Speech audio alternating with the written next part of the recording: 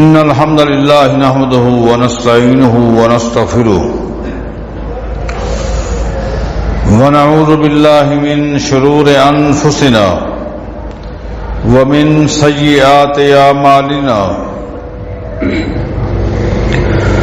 من يهده الله فلا مضل له ومن يضلل فلا هادي له أشهد أن لا إله إلا الله وحده لا شريك له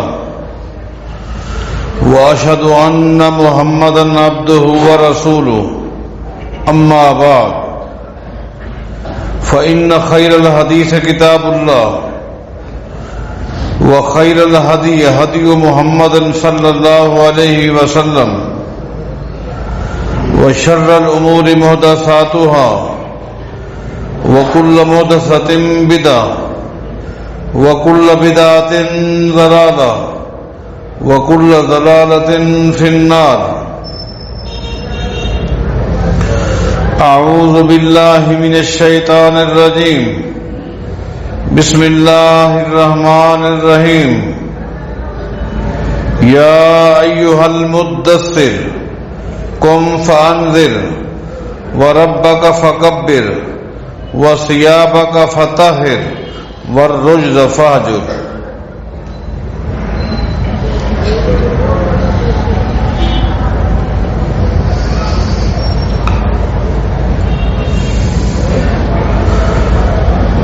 طہارت کے عنوان پر گفتگو ہو رہی ہے اور آج کا خطبہ گزشتہ جمعہ کے خطبے کا تسلسل ہے. ابو داؤد کی حدیث ہے، نبی علیہ الصلوۃ والسلام کا فرمان ہے، انما یغسل من بول الانثى، وہ بچی جو ماں کا دودھ پی رہی ہو، دودھ پیتی بچی اگر پیشاب کر دے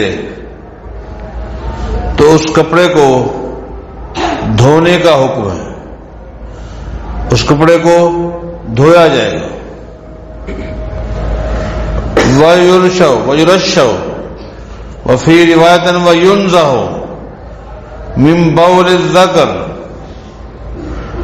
اگر دودھ پیتا بچہ پیشاب کر دے تو کپڑے کو دھونے کی ضرورت نہیں ہے، بلکہ کپڑے پر پانی کے چھینٹے مار دیے جائیں گے.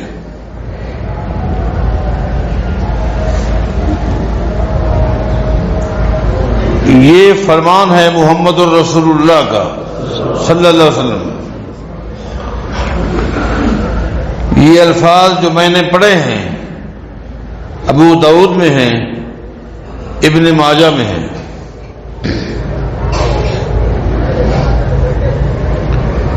اس میں کیا حکمت ہے کہ بچی اگر پیشاب کرے کپڑے کو دھویا جائے گا، بچہ اگر پیشاب کر دے تو کپڑے پر پانی کے چھینٹے مارے جائیں گے، دھونے کی ضرورت نہیں ہے. اس میں کیا حکمت ہے؟ ہم اتنا جانتے ہیں کہ محمد مصطفیٰ کا فرمان ہے.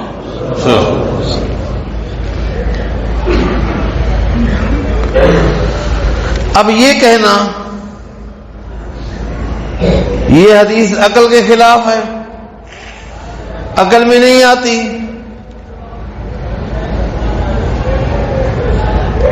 بچے اور بچی کے درمیان کیا فرق ہے؟ دونوں کے پیشاب کے درمیان کیا فرق ہے؟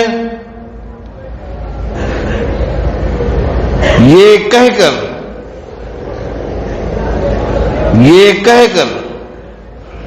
حدیث کو رد کر دینا کہ یہ حدیث عقل کے خلاف ہے، اور کہہ دینا جیسا کہ کہہ دیا گیا ہے، فقہ کی سب سے معتبر اور سب سے مرکزی کتاب ہدایہ، اس میں کہہ دیا گیا چاہے وہ پیشاب کرنے والا بچہ ہو یا بچی ہو،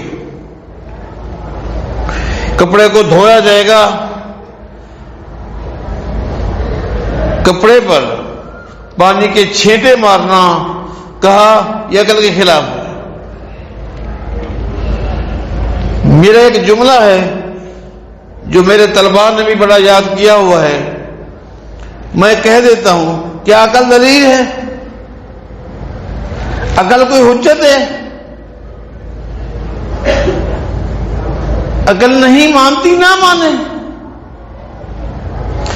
عقل میں اگر بات نہیں آتی تو نہ آئے۔ کتنی چیزیں ہیں جو عقل میں نہیں آتی۔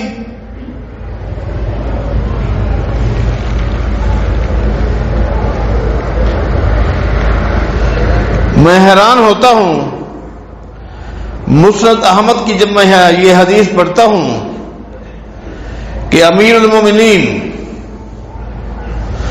عمر بن خطاب رضی اللہ عنہ، سردی کا موسم تھا، موزے پہنے ہوئے تھے۔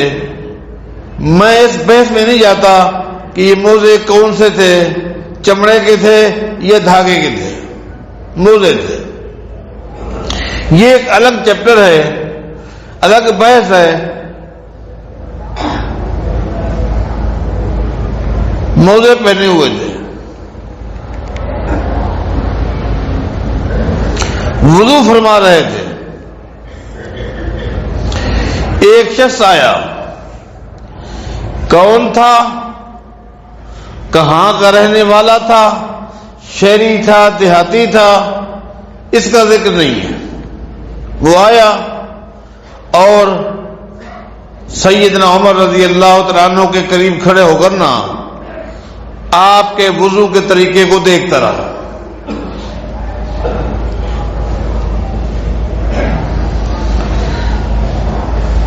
جس وقت سیدنا عمر رضی اللہ تعالیٰ عنہ نے موضوع پر مسح کیا، میں سمجھتا ہوں اس نے زندگی میں پہلی مرتبہ یہ عمل دیکھا تھا۔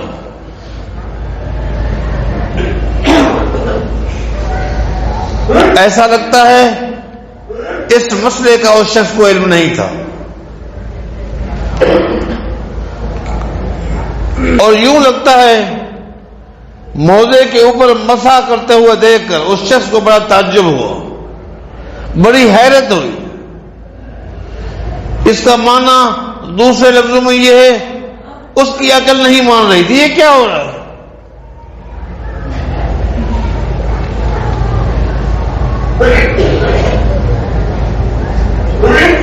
لیکن ایک بات وہ جانتا تھا، اس کی عقل نہیں مانتی تھی۔ اس نے یہ مسئلہ بھی پہلی مرتبہ دیکھا تھا، اس کو تعجب بھی ہوئی، حیرت بھی ہوئی، اس کی عقل نے قبول نہ کیا، لیکن ایک مسئلہ وہ جانتا تھا جو آج تک ہمیں سمجھ نہ آیا۔ وہ جانتا تھا جو بندہ وضو کر رہا ہے یہ مسلمانوں کا خلیفہ ہے، خلیفۃ المسلمین ہے، امیر المومنین ہے۔ وہ عمر بن خطاب کے مقام کو، عظمت کو، شان کو جانتا تھا۔ عمر بن خطاب کی علمیت سے واقف تھا، لیکن وہ جانتا تھا یہ کتنا بڑا عالم کیوں نہ ہو، مسلمانوں کا خلیفہ کیوں نہ ہو، صحابی رسول کیوں نہ ہو، پیغمبر کا سفر کیوں نہ ہو، لیکن اس بندے کا عمل دلیل نہیں ہے، دین نہیں ہے، دین محمد رسول اللہ کا عمل ہے۔ یہ بات وہ جانتا تھا۔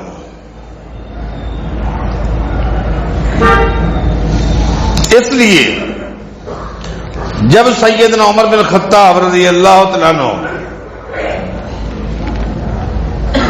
وضو کر کے فارغ ہوئے، اس شخص نے امیر عمر سے ایک سوال کیا۔ اس سوال کو ذرا ذہن نشین کیجئے اور اپنے عقیدے کی اصلاح کرو. عقیدہ بنیاد ہے، بیس ہے. عقیدے کی اصلاح ہو گئی، عمل کی خود بخود اصلاح ہو جائے گی انشاءاللہ. اس شخص نے کہا افرأیت غیرک فعل مثل الذی فعلت. اس نے کوئی گستاخی نہیں کی، اس نے کوئی بے ادبی نہیں کی. اس نے وہ سوال کیا امیر عمر سے جو سوال آج ہمیں نہیں کرنے دیا جاتا. آپ امام سے یہ سوال نہیں کر سکتے. اس نے مسلمانوں کے خلیفے سے وہ سوال کیا جو آج اس امت سے سوال چھین لیا گیا کہ آپ اپنے فلاں امام سے فلاں سے سوال نہیں کر سکتے. اس نے کہا افرأیت غیرک فعل مثل الذی فعلت. میں نے آپ کو وضو کرتے ہوئے دیکھا اور آپ نے موزے نہیں اتارے، موزے کے اوپر آپ نے مسح کیا ہے. میں آپ سے خالی اتنا پوچھتا ہوں یہ آپ کا عمل ہے یا آپ نے بھی کسی اور کو اس طرح وضو کرتے ہوئے دیکھا ہے؟ اللہ.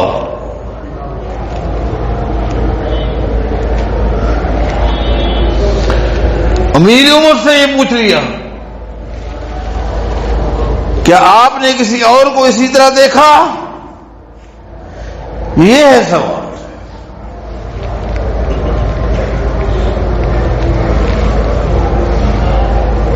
اٹھاؤ مسند احمد، پوچھو علماء سے. اس شخص کو شہری تھا، دیہاتی تھا، عربی تھا، اجمی تھا، صحابی تھا، تابعی تھا، کسی نے روکا؟ وہ کس سے پوچھ رہے ہو؟ کس ہستی سے پوچھ رہے ہو کہ آپ نے بھی کسی کو دیکھا؟ یہ تو امیر المومنین ہے. نہیں، سب کو بول، کیونکہ یہ سوال امت کا حق ہے اور قیامت تک یہ حق امت کے پاس رہے گا.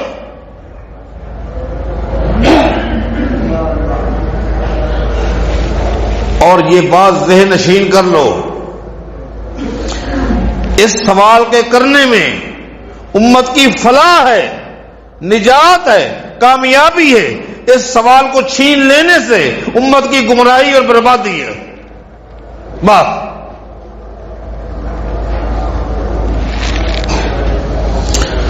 سیدنا عمر رضی اللہ تعالیٰ عنہ پر بھی قربان جائیں. یہ نہیں فرمایا تو کون ہے، کہاں سے آیا ہے، مجھے نہیں جانتا میں کون ہوں. مجھ سے پوچھتا ہے کہ آپ نے بھی کسی کو اس طرح مسح کرتے ہوئے دیکھا تھا؟ نہیں، کیونکہ اس کا یہ حق تھا سوال کرنا. اس سوال کے جواب کا یہ حق تھا کہ عمر اس کو جواب پہ مطمئن کرے. سیدنا عمر نے فرمایا رأیت ابا القاسم صلی اللہ علیہ وسلم، رأیت ابا القاسم صلی اللہ علیہ وسلم فعل مثل الذی فعلت وعلیہ جبۃ شامیۃ ضیقۃ الکمین فاخرج یدہ من تحت الجبہ. قربان ہے. سیدنا عمر نے فرمایا جس طرح میں نے مسح کیا ہے اسی طرح مسح کرتے ہوئے میں نے ابو القاسم محمد مصطفیٰ کو دیکھا تھا. قربان جائیں، قربان جائیں. سیدنا عمر بھی سمجھتے تھے یہ اگر ان کو میں نے ابو بکر کا بھی حوالہ دیا پھر یہ سوال کر دے گا، یہ مطمئن ہوگا اس بات پر کہ محمد مصطفیٰ کا عمل ہے یا نہیں ہے.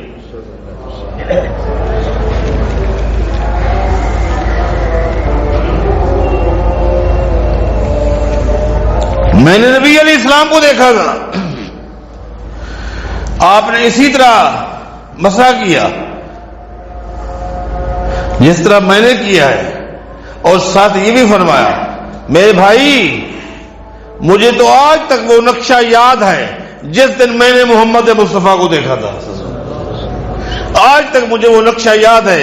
اس دن نبی علیہ السلام نے ایک جبہ پہنا ہوا تھا جو اس ملک شام سے آیا تھا، شامی جبہ پہنا ہوا تھا جس کی آستینیں تنگ تھی، کسی نے آپ کو ہدیہ میں نہیں دی، ہدیہ میں آپ کو جبہ ملا تھا جس کی آستینیں تنگ تھی۔ مجھے آج تک یہ بھی یاد ہے کہ جب نبی علیہ السلام نے اپنے بازو کو دھونا تھا نا تو آستینیں تنگ تھی، آپ نے پیچھے سے بازو کو نکالا اور پھر آپ نے ہاتھ کو دھویا تھا۔ عقل نہیں مانتی نہ مانے، اس کی عقل نہیں مانتی تھی۔ جب یہ سن لیا کہ نبی علیہ السلام کا عمل ہے وہ خاموش ہو گئی، ختم۔ قربان جائیں سیدنا علی رضی اللہ تعالیٰ عنہ فرمایا کرتے تھے لو کان الدین بالرأی، لوگوں کون فرما رہے ہیں فتویٰ لگاؤ نا، سیدنا علی رضی اللہ تعالیٰ عنہ کیا فرما رہے؟ لو کان الدین بالرأی، لوگوں اگر دین عقل کا نام ہوتا، اگر دین عقل کا نام ہوتا تو میری عقل تو یہ کہتی ہے اگر آدمی نے موزے پہنے ہوئے ہوں اور مسح کرنا ہو تو موزوں کے ساتھ جب انسان چلتا ہے اگر مٹی لگتی ہے تو تلوے پہ لگتی ہے نا، پاؤں کے نیچے لگتی ہے نا، اوپر تو نہیں لگتی، لہذا مسح کرنا ہے تو نیچے سے کریں، نیچے سے مسح کرنا چاہیے، لیکن عقل تو یہ ہے کہ نیچے سے مسح کرو۔ علی فرماتے ہیں لیکن اوپر سے مسح کرتے ہیں، کیوں؟ محمد مصطفیٰ کا عمل ہے۔ واپس آئیے، نہیں جی عقل نہیں مانتی۔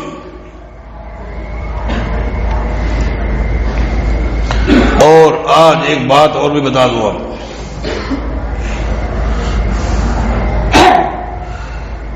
بعض حضرات ایسے ہیں روز اول سے آج تک جن کا مزاج ہے پیغمبر کی حدیث میں کیڑے نکالنے، عیب نکالنا ہے، اعتراض کرنا ہے، حدیث میں کیڑے نکالنے ہیں، مسئلہ بیان کرنا الگ ہے۔ ہمارے ہاں بولتے ہیں ہاتھی کے دانت دکھلانے کے اور ہوتے ہیں، کھانے کے اور ہوتے ہیں۔ حدیث میں اعتراض کرنے کے لیے، رد کرنے کے لیے یہ باتیں ہیں، ورنہ یہ باتیں کچھ تقوی کی بنیاد پر نہیں کہتے، تقوی کی بنیاد پر یہ باتیں نہیں کہتے کہ کپڑے کو دھویا جائے گا چاہے وہ بچہ ہو یا بچی ہو، نہیں نہیں، ان کے تقوی کو دیکھنا ہو ان کی سب سے بڑی معتبر کتاب ہدایہ کو دیکھ لیں، اس میں کیا لکھا ہے؟ واضح لکھا، ان کا تقوی وہاں سمجھ آ جائے گا، وہاں واضح لکھا ہے کہ اگر کوئی گندگی انسان کے کپڑے کو لگ جائے، کوئی گندگی انسان کے کپڑے کو لگ جائے، اور گندگی کی وضاحت ہدایہ کے اندر موجود ہے، کیا ہے؟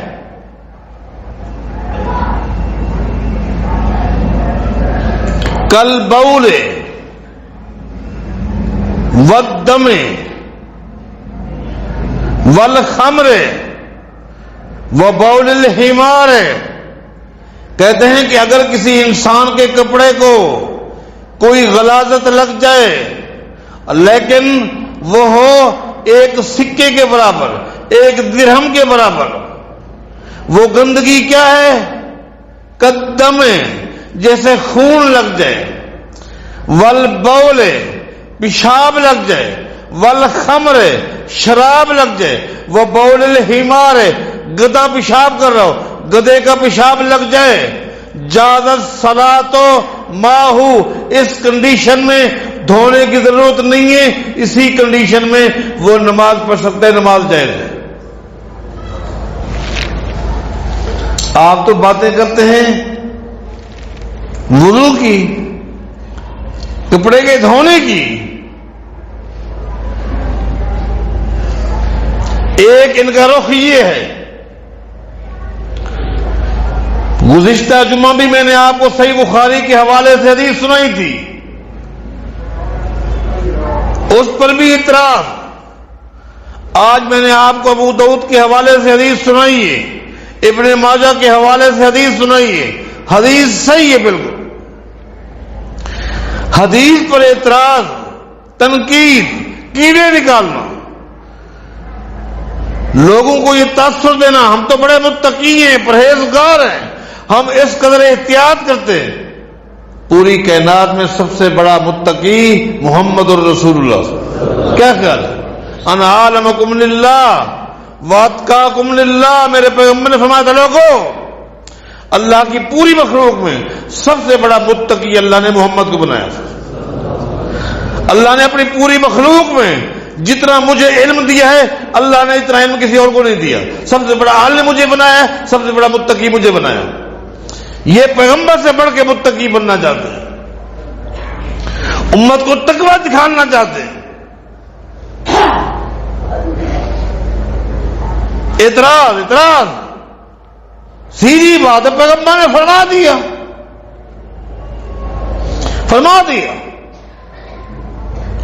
دودھ پینے والا، ماں کا دودھ پینے والا بچہ پیشاب کر دے تو کپڑے کے اوپر پانی کے خالی چھینٹے لگا دو، کپڑا پاک ہے. دودھ پیتی بچی اگر پیشاب کر دے تو کپڑے کو دھونا پڑے گا. اس میں کیا حکمت ہے؟ اگرچہ محدثین نے اس حدیث کا دفاع کرتے ہوئے، عظمت بیان کرتے ہوئے بہت کچھ کہا ہے، لیکن ہمارے لیے اتنا کافی ہے کائنات کے امام محمد مصطفیٰ نے فرما دی. ہم نے عمل کرنا ہے. انشاءاللہ باقی باتیں اگلے پروگرام پر انشاءاللہ آپ کے سامنے پیش کروں گا.